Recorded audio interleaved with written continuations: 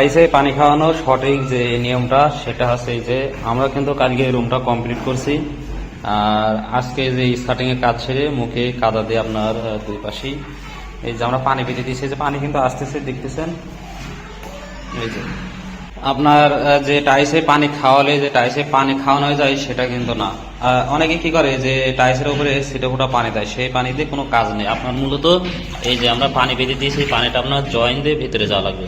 তো আপনি প্রতিদিন টাইসের উপরে ছিটে ফোটা পানি না দিয়ে, বেশি না একটা দিন এভাবে পুরো দিনটা পানি বেঁধে দেবেন, পানি টেনে নেবে, পানি আবার দেবেন। জাস্ট একটা দিন খাওয়ালে কিন্তু আপনার টাইসে পরিপূর্ণ পানিটা খেয়ে নেবে। যে প্রতিদিন আপনি 3-4 দিন টাইসে পানি দেবেন বা সিটে ফোটা হয়তো টাইসের উপর পানি দিলেন, ওই পানি দেওয়াতে কোনো কাজ নেই।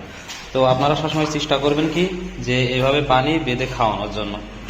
তো আশা করি আমার কথাগুলো বুঝতে পেরেছেন। তো ভালো থাকবেন, সুস্থ থাকবেন, আল্লাহ হাফেজ।